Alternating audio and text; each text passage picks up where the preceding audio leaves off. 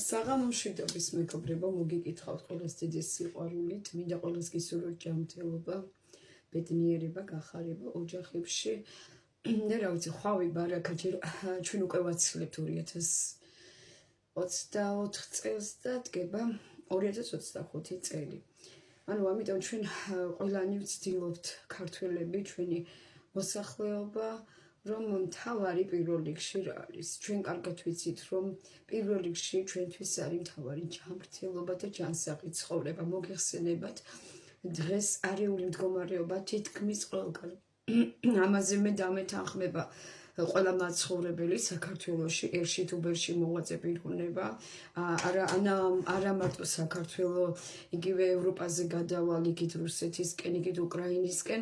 ჩვენ კარგად ხედავთ, როგორი მძიმე მდგომარეობაა შექმნილი, როგორი გაჩაღებული ომი იყო უკრაინაში და არის კიდევ არ დამთავრებული, როგორც ხედავთ, ამიტომ პირველი ჩვენი ერთადერთი ლოზუნგია მშვიდობა საქართველოში და ჩვენს პატარებს და ჩვენს ქვეყანას. ამიტომ ჩვენ უნდა გავაძლიეროთ ლოცვები, უნდა ვიყოთ ნამდვილი ქრისტიანები, უნდა ვიყოთ ნამდვილი ქრისტეს მოყარი ხალხი და უნდა შევქმნათ ახალი მექანიზმი.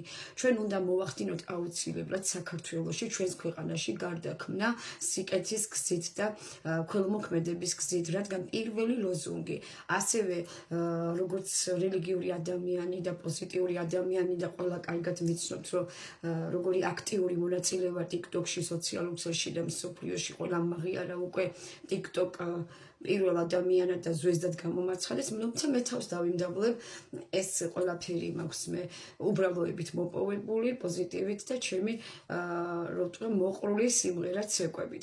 და გამოვხატო ასეთი დიდი მადლიერება მთელ საქართველოს, ევროპას, უკრაინას, რუსეთს, ამერიკას, იტალიას, ემიგრაციას. მე მინდა მხარი დაუჭიროს უყველას, ჩემი მხარდაჭერა ყველას და მინდა რომ ყველგან იყოს მშვიდობა და კარგი დამოკიდებულება ერთმანეთის მიმართ, არა მარტო პოლიტიკური ძალების მიმართ, არამედ ქვეყნის მოქალაქეების პირების მიმართ და საერთოდ მინდა რომ ყველგან სტაბილურობა იყოს და ყველგან წესრიგი იყოს. მინდა აღნიშნო, რომ ჩვენ გავდივართ უკვე შობის მარხვას. ახლოვდება უკვე 6-ში გვექნება ჩვენ ღამის თევები. პირველ რიგში ჩვენ უნდა შევინარჩუნოთ სინანული, ჭეშმარიტება ვისწავლოთ, მიტევება ვისწავლოთ, თავმდაბლობა ვისწავლოთ, ერთმანეთი არ უნდა განვიკითხოთ, ერთმანეთის გვერდში უნდა დავდგეთ და მე მინდა აღნიშნო, რომ ჩვენ თუ ეს გაკვეთილები არ გავიარეთ და რადიკალურად არ შევცვალეთ ჩვენი ცხოვრება საცნო მიმართულებით, რა თქმა უნდა, შედეგი ცუდი იქნება თითოეული ადამიანის ცხოვრებაში. ამიტომ ჩვენ ყველა დეტალები უნდა გავიაროთ, ყველაფერი უნდა გავთვალოთ, უნდა რა თქმა უნდა გააზრებულად მიმოქმედოთ ყველაფერში. ყველაფერი ისე არ ხდება, როგორც ჩვენ გვინდა, მხოლოდ უნდა ვიყოთ უფალზე მინდობილები. მთავარის ჯულის კანონს აღასრულებს იესო ქრისტე, რომელიც არის ქვეყნის და სამყაროს დასასრული მოსამართლე მხსნელი, რომელიც მოავნინა ღვთისმშობელმა ქალწულმა მარიამმა წმინდანმა. იესო ქრისტე არის ერთ-ერთი ყველაზე დიდი ძალა ყველა მსოფლიოში. მხოლოდ ის განაგებს ქვეყანას და ის განშტის ადამიანის უფლებებს. ჩვენ ვართ სულიერები, ჩვენ ვართ ამაოებაში, ჩვენ ახლა არაფრები არა ვართ, კი ვიძახით, არავინ არა ვართ, ნახე, ჩვენ მიწიერები ვართ. ამიტომ რასაც ჩვენ აქ გავაკეთებთ და ჩვენ რაც მეტად უფრო სიკეთეს გავაკეთებთ, სიყვარულით დაუდგებით ადამიანებს, პატივისცემას გამოვიჩენთ, ხარდაჭერას გამოვხატავთ და სითბოს გამოვხატავთ. ერთმანეთის მიმართ ღმერთი უფრო მეტად გაგვადიდებს, უფალი აგვამაღლებს უკუნეთი უკუნისამდე.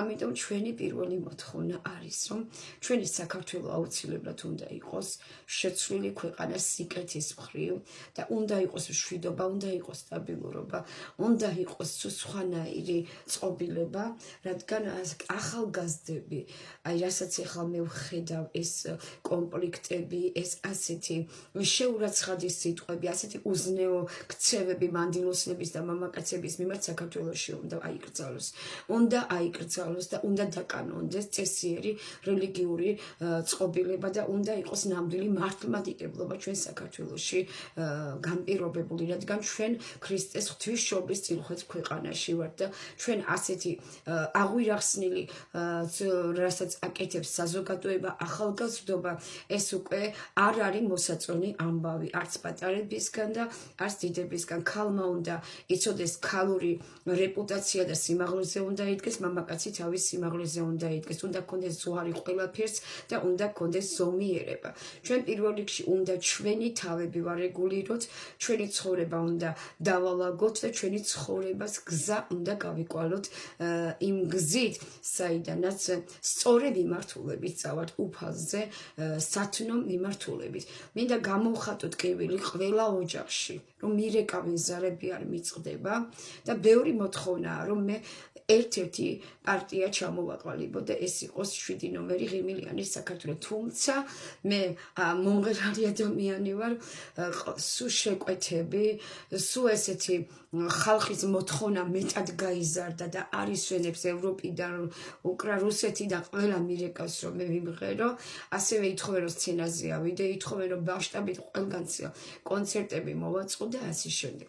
თუმცა ვიტყვი ასეთ რამეს, რომ რაც მისაღები იქნება ჩემი საქართველოსთვის, ჩემი ქვეყნის მომავლისთვის, ჩემი ხელისუფლებისთვის და ერში-ბერში მაცხოვრებელი ადამიანისთვის მე გოჩი დაუდგები ყველა ოპონენტს და ყველა პოლიტიკურ დაჯგუფებას და სიყვარული და სიკეთით მივიღებ მათ რჩევებს, რადგან მე ღმერთის სიყვარულია და არავის მიმართ კრიტიკა არ გამაჩნია.